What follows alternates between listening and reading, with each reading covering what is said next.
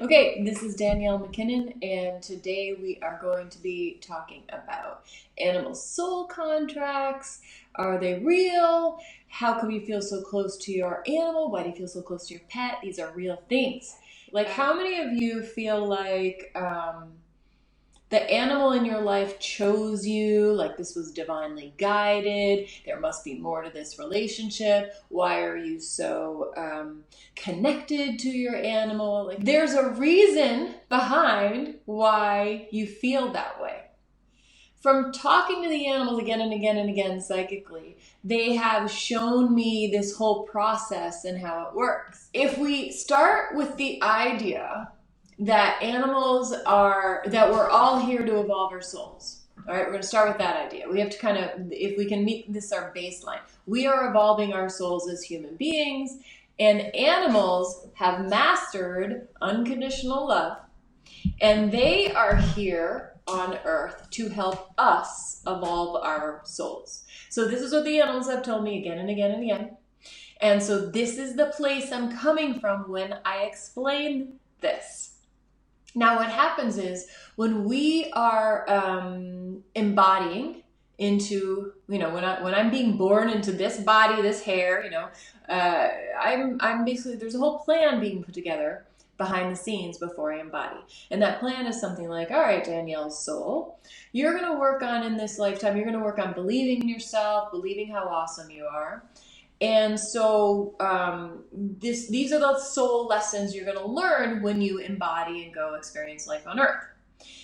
So my soul knows this, and my soul kind of starts looking around trying to put things together to help me. How can my soul learn these lessons? How can my soul get it? So my soul goes over to other souls. That would be my mom, my dad, other people in my family, other people in my soul family, as well as other animals, meaning my dog Tuca, my dog Bella, my dog Kelso, my hamster, my parakeet. Basically, my soul connects with those other souls, and those other souls, those animal souls, are also part of my soul family, and an agreement is made. And the agreement is basically this. So I'm going to use Tuca, my dog Tuca, as an example. So Tuca's soul knows that I'm working on believing in myself, believing that I'm awesome in this lifetime. And so Tuca's soul goes, all right, Danielle's soul, you're going to work on that, and I will assist you in this upcoming lifetime in learning those soul lessons so that you can evolve and grow. Remember, animal souls, they are embodying on earth to help us grow and evolve. They do not need to grow and evolve. They have already mastered unconditional love. We humans have not. So it's like, all right, cool. I make these agreements with all these different animal souls and human souls. And that's the extent of the agreement as far as I know. Tuca's soul says, yes, I'm going to help you learn this. My soul says, awesome, I'll see you there. Right? There we go. The agreement's made. Mind you, I've made it with every single soul that I encounter, whether it's human or animal or fish, whether it's the mouse that keeps coming out of my stove, or the mosquito that's really bugging me. No pun intended. It's every single being we have one of these contracts with, one of these agreements with. I don't want to call it a contract. We have one of these agreements. So now, my Danielle soul, I embody into this body. My soul's now in this body. And now it's up to me, my soul, to go through this lifetime, having experience to learn and grow on my way to mastering these experiences and these lessons so that I can become enlightened and I can master unconditional love. So how do I do that? I do that by meeting these other beings and having experiences and learning from them. So I meet Tuca, my dog Tuca, along the way, and she shows up in my life, and she's going to help me grow and learn those soul lessons. So here's the crazy thing about it, though, that it is not predetermined how Tuka's soul is going to meet up with my soul and how she's going to help me grow and evolve. There's free will here. So we don't know. We don't know. Will I be moving along in my soul lessons and really getting them and I'll only need this much help from Tuka? Or will I be doing big work with another animal soul and so I'll only need this much help from Tuka? Or maybe I need Tuka to play a huge role. The way the relationship looks is not figured out beforehand. So it doesn't matter what animal you meet, that agreement is in place with all of them. Some of those animals are going to be working at a smaller level. The mouse in the kitchen, right? This is a smaller level, but that mouse is still working to help me learn my soul lessons. And then we get Tuka, my current dog Tuka. She's in my life and she's affecting me in a big way. She's working to help me learn my soul lesson in a big way. So every animal is working at a different level. Like, think about the fact that every single animal, it doesn't even matter if you meet the animal, right? You have a contract, you have a soul contract, I call it an animal lesson. You have this agreement in place with animals that you see on social media and you're affected by, with the squirrel that got run over by a car. Like, every single animal as well as person, you are connected to in this way. So that's also why when you meet up with certain animals kind of hit you in the heart, right? Certain animals kind of, like my dog Tuka. Oh, everything about her, I just feel it. It's because the lesson that she's helping me learn in a bigger way. It doesn't mean that other animals that have been in my life were less important.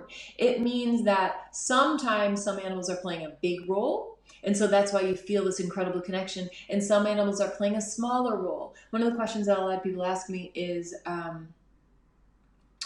why do I feel so connected to my cat Larry, but my other two cats, I love them and everything, but it's nothing like the connection with your cat Larry? Well, it's because your cat Larry, I know what cat is named Larry, but it's because your cat Larry is working on that kind of bigger way with you, or your cat Larry is working on helping you learn to love or something. There's something in what you and Larry are working on that makes the effects, the connection in that relationship feel bigger. But it does not mean that the other two cats that you're not feeling as close to are less important. It just means they're playing a different type of role, often a supporting role versus a main role. I mean, a lot of people who will feel guilty because they feel closer to one animal than the others. And it really just has to do with what that animal is teaching you. All right, we're going to go to Linda. Linda says, what if you are involved in animal rescue, lots of animal contracts? Yes, Linda. You have an animal soul contract with every single animal you meet, encounter, think about, feel, read about, etc. And so you have an animal soul contract, what I call an animal lesson, with every single one. Crazy, right? It gets complicated. Think of how many animals you encounter. Think of, like, if I go and sit out in my backyard, all these birds flying over, they're all there to support us. And here's the kind of crazy thing about that. A lot of people will kind of put me down for the fact that I say animals are here to help us as humans evolve our souls. But I love animals, they'll say I love animals, that's not fair to them, etc., etc. They don't like that idea. But unless you're somebody who looks at somebody who is in service as less than, and I am not that type of person, I am grateful to learn all that I can from them. The animals are modeling for us unconditional love in every way. They're modeling loving their self. They are modeling knowing that they are innately, inherently lovable. They're modeling believing in their strength and their awesomeness. They're modeling, never questioning their worthiness. They live this way all of the time.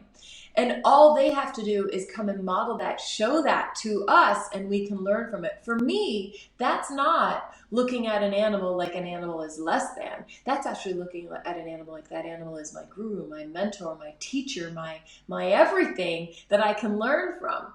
If I had mastered unconditional love of myself and therefore others, there would be no reason for me to be here in body. None. Animals, they don't have to be here. And now I'm getting this from the animals. They don't have to be here. They're here to help us get this. Okay, so now I'm going to go to,